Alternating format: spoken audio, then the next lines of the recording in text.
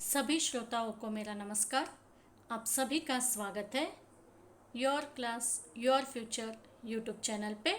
आज हम 10वीं कक्षा तृतीय भाषा हिंदी के पाठ नंबर 11 समय की पहचान, इसके बहुविकल्प प्रश्न और उत्तर के बारे में जानेंगे। समय की पहचान यह एक कविता है और इस कविता के कवि हैं सियाराम शरण गुप्त जी। तो चलिए आगे बढ़ेंगे प्रश्नों की तरफ। पहला प्रश्न है, इस कविता के कवि यानी कि समय की पहचान कविता के कवि, और इसके विकल्प है ए मुंशी प्रेमचंद, बी विष्णु प्रभाकर, सी सियाराम शरण गुप्त, डी भगवती चरण वर्मा। और इसका सही जवाब है सी सियाराम शरण गुप्त। समय की पहचान इस कविता के कवि है Siyaram Sharan Gupt, option C. Next question number 2, समय डैश है। समय क्या है, इसके संदर्भ में प्रश्न और इसके विकल्प है ए अनमोल, बी बेहिसाब, सी अनगिनत, डी आवश्यकता से अधिक। समय डैश है और इसका सही जवाब है अनमोल। समय जो है वो अनमोल है। आगे बढ़ेंगे क्वेश्चन नंबर 3, डैश सौख्य नहीं पाता। कौन सौख्य नहीं पाता, किसको सौख्य यानी कि सुख नहीं मिलता। और इसके विकल्प है ए समय का सदुपयोग करने वाला, बी समय का उपयोग करने के बारे में सोचने वाला, सी समय को नष्ट करने की चाहत रखने वाला, और डी समय को नष्ट करने वाला। और इसका सही जवाब है ऑप्शन डी समय को नष्ट करने वाला। कभी भी सौख्य नहीं पाता। कौन सौख्य नहीं पाता, जो समय को नष्ट करता है। तो इसके लिए इसका ऑप्शन है ऑप्शन डी समय को नष्ट करने वाला। आगे बढ़ेंगे क्वेश्चन नंबर 4, चक्रवर्ती भी डैश खोकर नहीं पाता। क्या नहीं पाता, चक्रवर्ती भी। और इसके ऑप्शन है ए सुख को, बी दुख को, सी समय को, डी धन को। और इसका सही जवाब है सी समय को। चक्रवर्ती भी समय को खोकर नहीं पाता। आगे बढ़ेंगे क्वेश्चन नंबर 5, द्रव्य अथवा धन डैश की समानता नहीं कर पाता। द्रव्य अथवा धन डैश की समानता नहीं कर पाता। और इसके ऑप्शंस है ए समय, बी संपत्ति, सी जेवरात, और डी भावनाओं। तो यह किसकी समानता नहीं कर पाता, ए समय, क्योंकि समय जो है वह अनमोल है। किसी भी धन, द्रव्य, संपत्ति, जेवरात सबसे अमूल्य कौन है, अनमोल कौन है, वह है समय, ऑप्शन ए। आगे बढ़ेंगे क्वेश्चन नंबर 6, हमें डैश की चिंता नहीं है। किसकी चिंता नहीं है हमें, ए धन, बी संपत्ति, सी जिंदगी, डी समय। और इसका सही जवाब है डी समय। जी हाँ, हमें समय की चिंता ही नहीं है, इसीलिए हम क्या करें, व्यर्थ में ही अपना समय जो है वो बिता रहे हैं। हम अपने समय को, टाइम को जो है वो वेस्ट करते जा रहे हैं। उसका ना ही हमें चिंता है, ना ही उसका मूल्य हमें पता है। ठीक है, आगे बढ़ेंगे क्वेश्चन नंबर 7, समय डैश का दिया हुआ अनुपम धन है। समय डैश का दिया हुआ अनुपम धन है।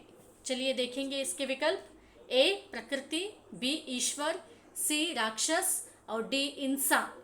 तो समय किसका दिया हुआ धन है हमें, वह भी अनुपम धन। और इसका सही जवाब है ऑप्शन बी ईश्वर।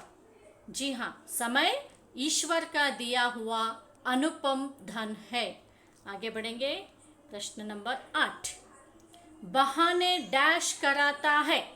कौन कराता है हमें बहाने, या फिर हमसे कौन करवाता है, उसके संदर्भ में प्रश्न है। और इसके विकल्प है ए भगवान, बी राक्षस, सी इंसान और डी आलस। आपको क्या लगता है इसका जवाब? चलिए देखेंगे। डी आलस। जी हाँ, हम जो बहाने करते हैं, आज नहीं, कल, परसों, अभी नहीं, थोड़ी देर बाद, कल करूँगा, थोड़े वक्त के बाद करूँगा, तो यह सब बहाने कौन कराता है हमसे? जो हम में भरा हुआ आलस होता है ना, वही आलस ही हमें क्या कराता है? ये सभी बहाने कराता है। नेक्स्ट देखेंगे, इसका जवाब है ऑप्शन डी आलस। आगे क्वेश्चन नंबर 9 की तरफ जाएंगे। क्वेश्चन नंबर 9, हमें डैश जानना नहीं चाहिए। क्या जानना नहीं चाहिए? इसके विकल्प है खुद को बड़ा, बी खुद को भगवान, सी खुद को श्रेष्ठ, डी खुद को तुच्छ। समय की पहचान, इस एक कविता में जो कवि ने एक लाइन है, तो उन्होंने कहा है कि हमें खुद को क्या नहीं समझना चाहिए? खुद को ऑप्शन डी तुच्छ नहीं समझना चाहिए, है ना। कवि ने ही कहा है कि खुद को कभी भी तुच्छ, कम नहीं समझो। ठीक है, तो इसका आंसर है ऑप्शन डी, खुद को तुच्छ नहीं समझना चाहिए। क्वेश्चन नंबर 10, जीवन डैश बना है। किससे बना है हमारा जीवन? देखेंगे इसके ऑप्शंस। ए मेहनत से, बी बेईमानी से, सी पल पल से, डी आलस से। किससे बना है हमारा जीवन? ऑप्शन सी पल पल से। समय का हर एक पल मिलके ही क्या है? हमारा जीवन बनता है। तो जीवन जो है वह पल पल से बना है, ऑप्शन सी।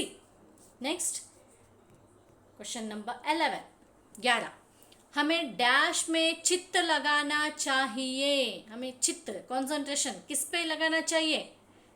इसके विकल्प है ए काम, बी आलस, सी जीवन, डी समय। और इसका सही जवाब है ए काम। हमें खुद का जो ध्यान है, जो कंसंट्रेशन है, जो चित्त है, वह हमें अपने काम पे लगाना चाहिए, ऑप्शन ए काम। आगे बढ़ेंगे। क्वेश्चन नंबर 12, डैश पर विश्वास करो। किस पर विश्वास करना है हमें? इसके संदर्भ में प्रश्न है। और इसके विकल्प है ए समय, बी आत्मा, सी जीवन, डी कवि। और इसका सही जवाब है बी आत्मा। हाँ जी हाँ, हमें हमारे खुद के स्वयं के आत्मा पर विश्वास करना चाहिए। तो इसका सही जवाब है आत्मा पर विश्वास करो, ऑप्शन बी आत्मा। नेक्स्ट 13, समय को सच्चा डैश बना लेना चाहिए। समय को सच्चा डैश बना लेना चाहिए। और इसके विकल्प हैं ए साथी, बी दुश्मन, सी राजा और डी चक्रवर्ती। और इसका सही जवाब है ए साथी। समय को सच्चा साथी बना लेना चाहिए। ओके, ऑप्शन ए साथी। आगे बढ़ेंगे। क्वेश्चन नंबर 14, हमें डैश को भगाना है। किसे भगाना है हमें? ए विश्वास, बी आलस, सी समय, डी संदेह। और इसका सही जवाब है डी संदेह। जी हाँ, हमें संदेह को भगाना है कि हाँ हो सकता है, नहीं हो सकता है, ऐसा वैसा। बहुत सारे संदेह में क्या करते हैं, ये हो गया, वो हो गया, ऐसा हो गया, इसकी वजह से हो गया, उसकी वजह से हो गए। तो ये सारे संदेह में हम हमेशा घिरे रहते हैं। तो हमें पहले हमारे मन का जो संदेह भाव है उसे ही हमें भगाना है। आगे देखेंगे क्वेश्चन नंबर 15, समय को खोकर डैश पड़ता है। क्या करना पड़ता है समय को खोकर? विकल्प है ए पछताना, बी निभाना, सी हंसना, डी रोना। क्या करना पड़ता है? ए पछताना। समय को खोकर इंसान हमेशा पछताता ही है, तो इसलिए इसका सही जवाब है ए, पछताना। समय को खोकर पछताना पड़ता है, option A. Next question number 16, आलस, परिश्रम, नष्ट, डैश।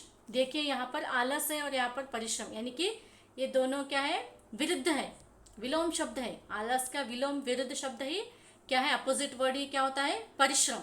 तो नष्ट का हमें यहाँ पर अपोजिट वर्ड लिखना है, इसके रिलेटेड में ही ये भी आता है, तो नष्ट का भी हमें यहाँ पर अपोजिट ही लिखना है। देखेंगे इसका क्या क्या है विकल्प, ए उपयोगी, बी निर्धन, सी लाभ और डी धोखा। आलस परिश्रम हुआ तो नष्ट, इसका विलोम शब्द या फिर विरुद्ध शब्द होता है सी लाभ, नष्ट अपोजिट लाभ। आगे जाएंगे क्वेश्चन नंबर 17, जीवन मरण, खोना डैश। यह भी लास्ट 16 क्वेश्चन के जैसा ही है, अपोजिट वर्ड में है जीवन और इसका अपोजिट होता है मृत्यु, मरण, खोना उसका अपोजिट हमें ढूंढना है, ठीक है। और इसके विकल्प है ए पछताना, बी पाना, सी निभाना, डी नहीं पाना। खोना और इसका सही जवाब होता है, इसका अपोजिट होता है बी पाना। जीवन मरण है तो खोना, इसका अपोजिट होगा पाना, ऑप्शन बी पाना। नेक्स्ट क्वेश्चन नंबर 18, समय सुसमय, पुत्र डैश। यहाँ पर सु लगाया गया है, समय के आगे सु लगा के उसे सुसमय कर दिया है। उसी तरह में यहाँ पर भी पुत्र और आगे के लिए हमें भी सु का उपयोग करना है, तो क्या होगा देखेंगे, ए कुपुत्र, बी सुपुत्री, सी सुमति, डी सुपुत्र। पुत्र का क्या होता है, ऑप्शन डी सुपुत्र। समय सुसमय, पुत्र सुपुत्र, ये सभी आपको व्याकरण के अंतर्गत आने वाले प्रश्न हैं इसी कविता के। क्वेश्चन नंबर 19, फल सुफल, योग्य डैश। यहाँ पर भी सु का प्रयोग किया गया है, उदाहरण के तौर पर यह दिया गया है, उसके जैसा ही हमें आगे का लिखना है। उदाहरण को देखकर, फल सुफल योग्य डैश। ए सुयोग्य, बी अयोग्य, सी अवयोग्य, डी निरवयोग्य। और इसका सही जवाब है ऑप्शन ए सुयोग्य, फल सुफल योग्य सुयोग्य। आगे बढ़ेंगे क्वेश्चन नंबर 20, इस कविता का आशय क्या है, देखेंगे हम।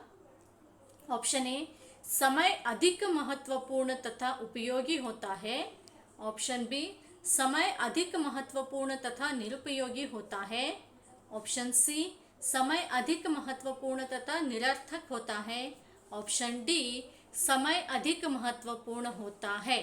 और इसका सही जवाब है ऑप्शन ए समय अधिक महत्वपूर्ण तथा उपयोगी होता है। इस कविता के माध्यम से कवि हमें यही तो समझाना चाहते हैं कि जिस समय के बारे में हम चिंता नहीं करते, जिसे हम व्यर्थ ही यूं ही गवा देते हैं, वह समय बड़ा ही अनमोल है, ईश्वर का दिया हुआ अनुपम क्या है, वह धन है, हमारे लिए वरदान है। तो उसे क्या करना है, हमें संजो के अच्छे से उसका इस्तेमाल, उसको संजो के तो रख नहीं सकते, लेकिन उसे क्या कर सकते हैं, हम इस्तेमाल कर सकते हैं उसका, है ना। तो यहीं पर इस कविता का आशय है कि समय अधिक महत्वपूर्ण तथा उपयोगी है, तो उसको हमें अच्छे से उपयोग में लाना होगा, ठीक है।